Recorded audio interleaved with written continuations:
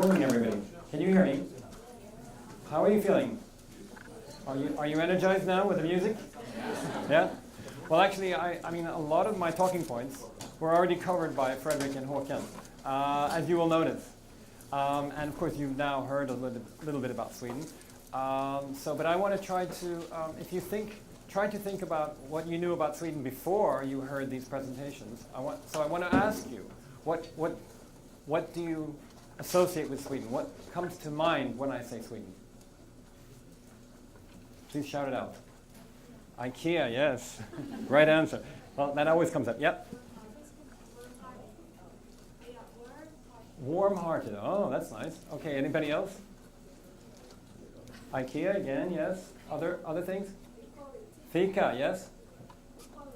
Equality, yes. More? Meatballs, yeah. Yeah, all very Swedish. Yeah. Sorry? Ecosystem, right. More? Lego. That's interesting. It's actually Danish, but close. Okay, any more? Minecraft. Ah, that's a good one. Yeah. So, I mean, we've actually done some research on this, we've done some market research in Korea, and these are the answers we typically get. What Koreans associate with Sweden. So it's welfare always comes up. Sometimes before IKEA, sometimes after. But IKEA and welfare seem to be the most common answers that we get. We actually got a lot of people answering, talking about nature and the natural environment. That is also something people associate with Sweden. And then, of course, that it's cold. We're going to talk more about that in a while. Now, let's see. I'm going to do this. So this is Sweden, located, as you see, in the north of Europe, and it's a fairly large country, geographically, isn't it? It's actually, there's just 10 million people in this rather large country, which is actually geographically the same size as California and 5 times the size of South Korea. So it's quite a large country with quite few people. And this is one of the things that people say, especially from Asia, they say that this is one of the notable things about Sweden. But there's one thing that is more important than anything else for you to remember, and that is that in Sweden everybody speaks English. So you will manage very well just with English in Sweden. And you can study in English. You heard that from the ambassador. There's lots and lots of opportunities of doing that. But you can also easily manage in Sweden as a student, living your life, in your daily life, going to the shop or the bus or whatever, you will manage just with English. And this is something that all students tell us, all international students say that this is really notable. And if you go to Sweden, you will notice this for sure. So you don't have to worry about that you don't know Swedish. You can study in Sweden anyway, and you will manage very well. There are also some common misperceptions. I mentioned the thing about cold, or rather that people think that Sweden is terribly cold. But actually, just yesterday, I think when I checked, yesterday morning, it was actually colder in Seoul than in Stockholm. So of course, it's far north. It is. We do get snow in the winters and everything, but except maybe the southern part of Sweden, the really southern part, doesn't always get snow. And in the north, it's much colder, of course. But it's not as cold as people sometimes think. Another misperception is that Sweden is very expensive. Now, this is something that was true maybe 40, 50 years ago, because Sweden used to be one of the most expensive countries in the world. But if you compare to other study destinations that a lot of Koreans go to, such as the US or Australia or even the UK, you will find that Sweden is actually not more expensive. And thirdly, there is a perception, also more true if you go back many decades, that all Swedes are blonde and have blue eyes. But this is no longer true. Sweden today is a multicultural society. Now, some of these brands, of course, are familiar. one has been mentioned, or several have been mentioned. Can you guess what they all have in common? Yes, they're Swedish, or they have Swedish roots. Like ABB, for instance, as we heard, is Swiss and Swedish. But the Swedish part of it used to be the company ASEA. But really, this is a testament to that Sweden is a very dynamic country and generates a lot of companies. And Sweden has the highest number of global companies per capita in the world. So it's a large number of global companies from a pretty small country.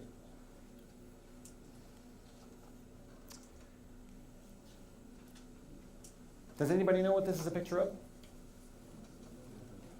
Nobel Prize. Now tell me, do you know where this Nobel Prizes in science are awarded? In which country are they awarded? Sweden, yes. You've done your homework. Very good. Yeah, not everybody knows this, but because the Nobel Prize is sometimes more famous than Sweden itself. And it's really a testament to the long-standing commitment to excellence in research in Sweden. Sweden invests very heavily in research. One of the countries, actually along with Korea, that invests the largest part of its GDP in research and development.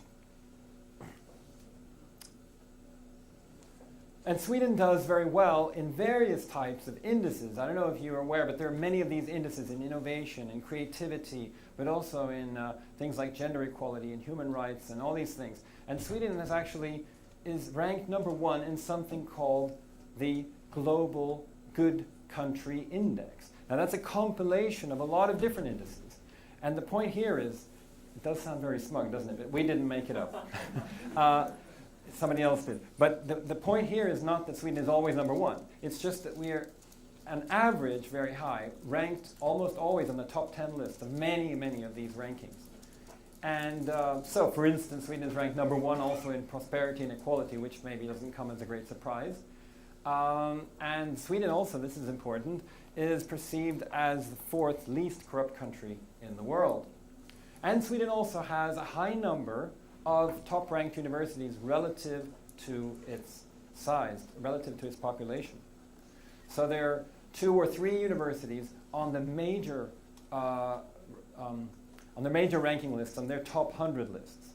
So there are really 3 major sort of that most people look at global rankings, and at least 2 or 3 of the Swedish universities are on that list. And then you find more also on the lists a little further down. Actually, we like to say that you shouldn't focus too much on rankings because we think that you need to look deeper. But nonetheless, Swedish universities do excel in research and education. And another important point, something that people also often mention about Sweden, is that it's a country that is associated with peace. Well, in fact, we're very fortunate, I would say, because Sweden has not been at war for over 200 years. And that, I think, also helps to explain a bit about why Sweden is the country that it is today. And, as you heard also from the ambassador, that gender equality is high on the political agenda, and of course also sustainability. And that is also something maybe that you may have heard of before.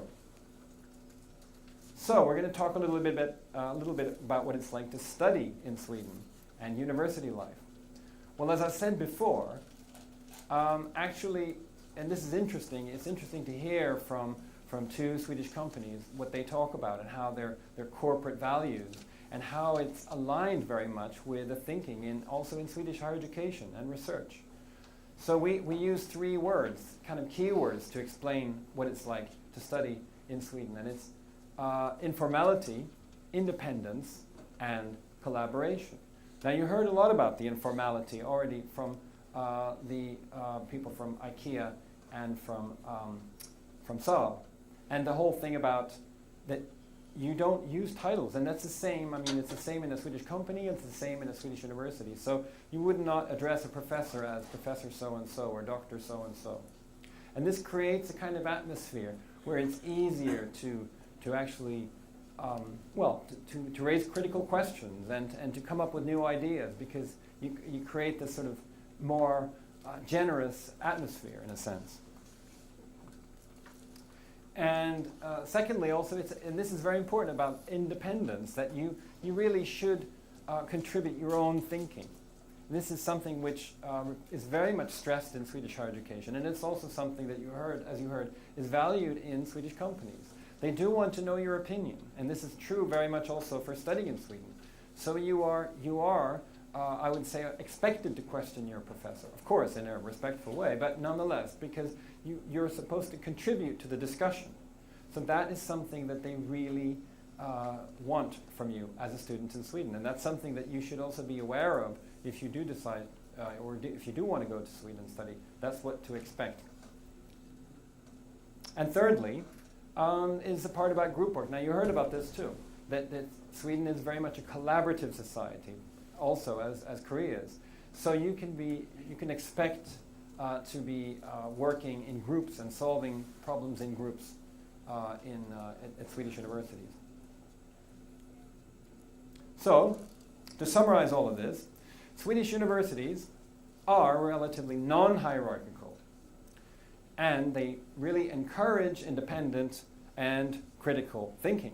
And this, we believe, gives students room to grow and develop new and creative ideas, which can generate, ultimately, innovation in all areas and solve the problems and challenges of tomorrow's world. This does sound a bit like IKEA, doesn't it?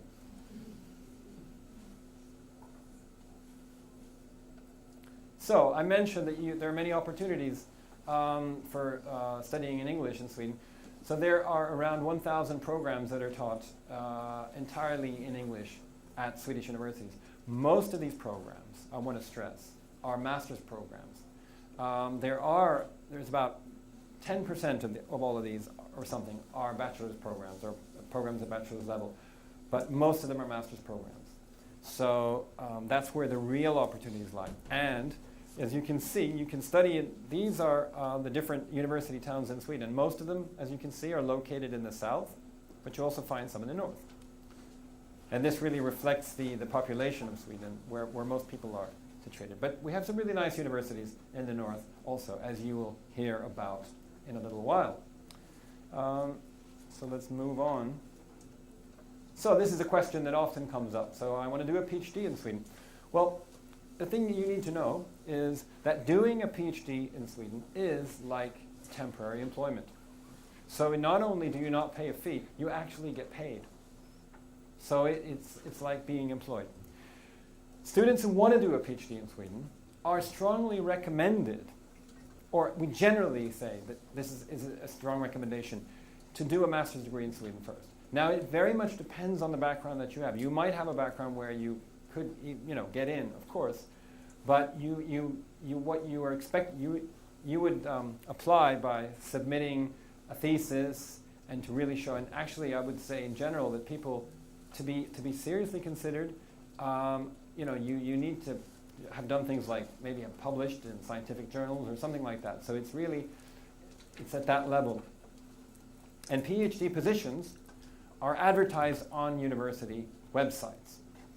So you can find information on that through the website stödiinsweden.se. There are links. And importantly, finally, in most cases, PhDs do not require knowledge of Swedish. And that is especially true for PhDs in STEM subjects. But there is only, actually it's mostly humanities and a few subjects like that where they might require Swedish knowledge. Otherwise, English is just fine. But as I said, if you want to do a PhD, if you're thinking about that in the long term, then I would strongly recommend, if you don't already have a master's degree, do your master's degree in Sweden.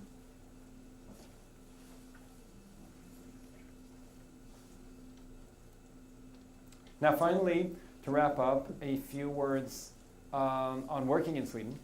Now you can stay for 6 months. You can extend your study permit for 6 months to look for jobs in Sweden.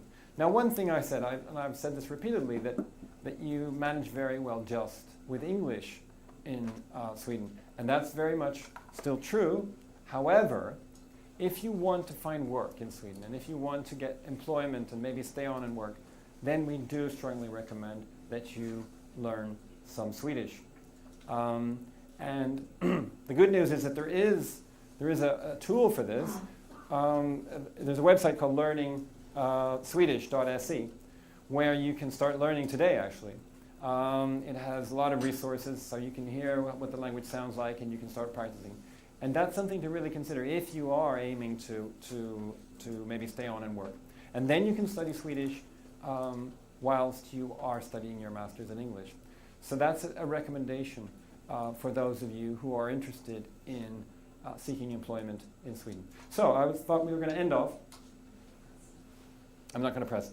I'm going to end off by starting you a little bit with Swedish. So this letter, the red one here, is pronounced O. Can you say O? O, yeah. And the second letter, the blue one, is pronounced A.